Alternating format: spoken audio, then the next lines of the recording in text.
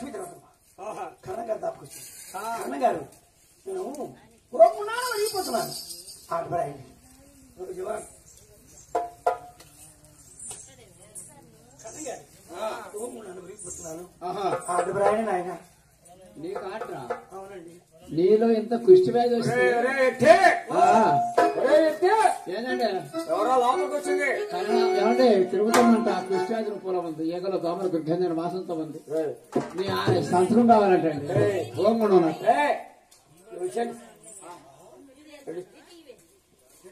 లెక్కించు వెళ్ళమ్మా లెక్కించు. ఎత్తి వాళ్ళ నీ చేత వీడికి ఇప్పిస్తా. అసలు ఎడవమ్మా లోపలికి వస్తామంటే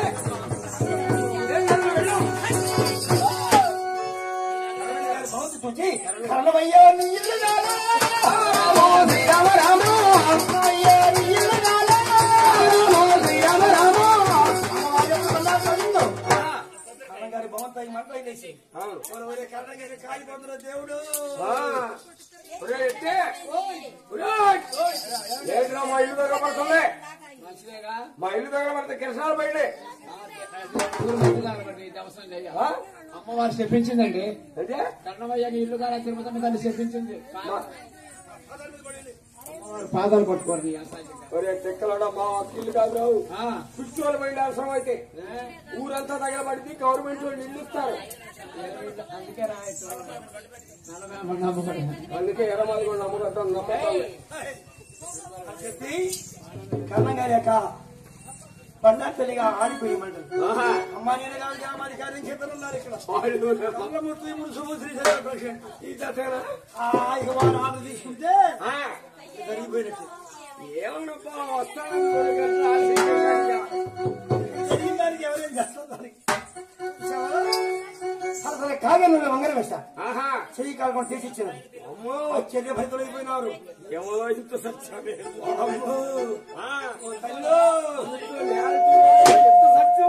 కళాకారులు వంశంలో పుట్టింది కదా నేర్చుకుంటే తక్కువది చదువుకున్నా బంగారు తల్లి తిరుగుతాం కరెక్ట్ గారు దాపు చేరుకుంది. అవును అయ్యా కరెక్ట్ గారు నేను హోంగున్నాను ఆర్డర్ రాయండి ఆయన ఆర్డర్ వాస్తాం అమ్మా. జవాన్ ఏంటంటే ఏది కృషి చేయకుండా ఏది అట్లా మాట్లాడు. సెలవు కావాలంటండి. మీ సంతకం కావాలంట. అడిగిన వాళ్ళు కదా సంతకాలు పెట్టుకుంటా పోతే మన డబ్బులు మనకు వచ్చే జీతం అంతా ఊరకనే పోతుంది. కలెక్టర్ అనుకున్నావు ఎవరుకున్నావు? ఎవరు నా స్వచ్ఛంగా సత్యాలు వచ్చారు మాకు ఆడపడవు. గడిచో అసలు ఏమి లేవు. కలెక్టర్ లేవు భగవమ్మ అసలు భోమ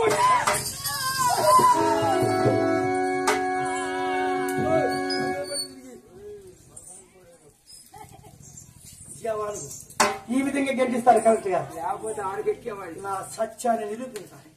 కలెక్టర్ గారు ఈ రోజు కుర్చీ దిగి 3 అడుగుల భూమి ఎన్ని ఎప్పుడు మోపుతున్నాము. కలెక్టర్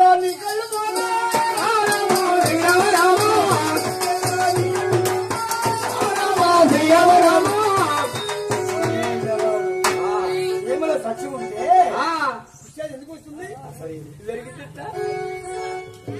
ఎందుకు వస్తుంది? ఎందుకు మరణిస్తాడు? వాడు పొలంలో ఉండే కాడికి వాడి కాసం పోయి పోతాయి. శ్రీరామ ఇది అంత అన్యాయం రాదా? గుడ్డు దాచుకునే వాడి కాడికి పోవటం అవసరం. అసలు సత్యం లేదు లేదు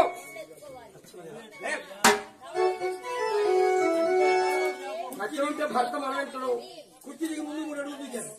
అయ్యో కలెక్టరు కళ్ళు పోయినాయో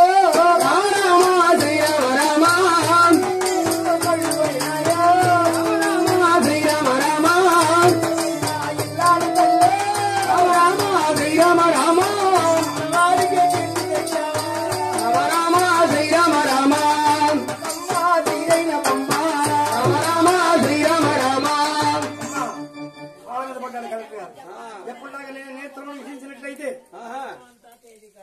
100 డబ్బాలు నాది, పోగుడు ఖర్చు నాది, సర్వము నాది ఖర్చు అంటున్నా. పసుపు బండారు తల్లింది తిరుగుతమ్మా తెల్లగా నేత్రం విడిచించి నీ కలెక్టర్ గారు. అమ్మ ఎవరి రూపాయలు అడుగుతున్నావు? సమస్త ఖర్చు 10 రూపాయలు 20 రూపాయలు తగ్గినా ఇప్పుడు పనే లేదు. ఎందుకు సంపాదించిన ఎక్కడ ఉన్నాయి చేత అందుకే నేను ఏ కాల్ చేసిన చివరిలో చిన్న కోరిక పుట్టింటికి వెళ్ళి పుట్టింటి పశువులు తీసుకొని వస్తాను. చూసావా తెలివిగల ధర్మపతి భార్యలు ఉంటే దాచిపెడతారు. అవును తెలివి తక్కువ అందుకే మా బావ విసురు చేసి సంపాదించినట్లు పావలా భాగం దాచి పెడుతుంది మా అప్ప. మంచిది. ఏ బిడ్డలకి పనికి వస్తాయి కదా ఆ పావలే మొత్తం పావల మొత్తం ఆయన కలిసి చేసేది. పుట్టింటికి వచ్చింది, తల్లిదండ్రులు చూసింది. 7 మేడలు కోట్లు పరిగెత్తిన కోటేశ్వరుడు. అవును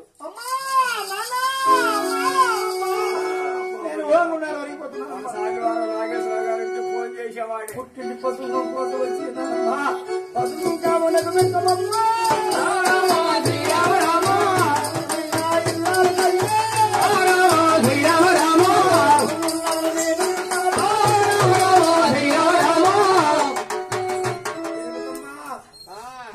గడగడ ఉడుకుతూ వచ్చింది. ఎన్ని పూజలు చేశారమ్మా నిన్ను గారడానికి, ఎన్ని దేవస్థానం వెళ్ళారమ్మా తిరుపతమ్మ. మా కళ్ళ ముందు నీ ఓగుండారు అరిగిపోతావా తిరుపతి. అమ్మా నువ్వు చూస్తుంటే మంచి పని అశాశ్వత నీ మానవ జన్మ. అవును ఈ వాడికి మట్టిలో పనులై కలిసిపోతుంది. ఎవరైనా జనం అంటే మరణం ఉంటుంది. ఏదో ఒకరు తమ్ముడు తల్లి కదిలేస్తుంది. చూసావా గుమ్మడికాయ పొద్దున తీసి అడ్డబడి కట్టింది. కన్నా తల్లి చూశాడు శివరామయ్య. అమ్మ మనకి నవ్వులు ఒమ్మను తీపిస్తాను కోటేశ్వరుడు. పొద్దునాన్నగా ఏ ఆడపడుచుకైనా ఏ పేరెంటానికైనా పుట్టిన గృహంలో మోక్షం రాదు, అప్పటి గ్రామంలో మోక్షం వస్తుంది అని చెప్పారు. తల్లి కదిలింది. అందరు కన్నీరు పెట్టారు. దేవుడు ఒక్కడే అని చెప్తారు. చర్చికి వెళ్ళినా లాస్ట్ మాటలో వినండి. బైబుల్ చదివినా ఖురాన్ చదివినా చదివినా భగవద్గీత చదివినా దేవుడు కరుణిస్తాడు. కానీ ఎలా కరుణిస్తాడు? మీరు చేసే పూజలను బట్టి ఉంటుంది. అమ్మా మీరు నమ్మిన దేవుడిని మొక్కుడు. దేవుడు సహాయం చేస్తాడో ఏ దేవత వారిని మొక్కుడు. మీకు కలిసి వస్తుంది. మీరు చేసే పుణ్యం మీ బిడ్డలకు వస్తుంది. ఇది డబ్బు ఉండదు, ఆశ ఉండదు, అసలు రూపాయి ఉండదు.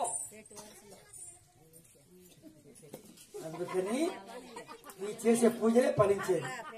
వెళ్ళి వస్తాను ఓ అమ్మలారా, మళ్ళీ వస్తాను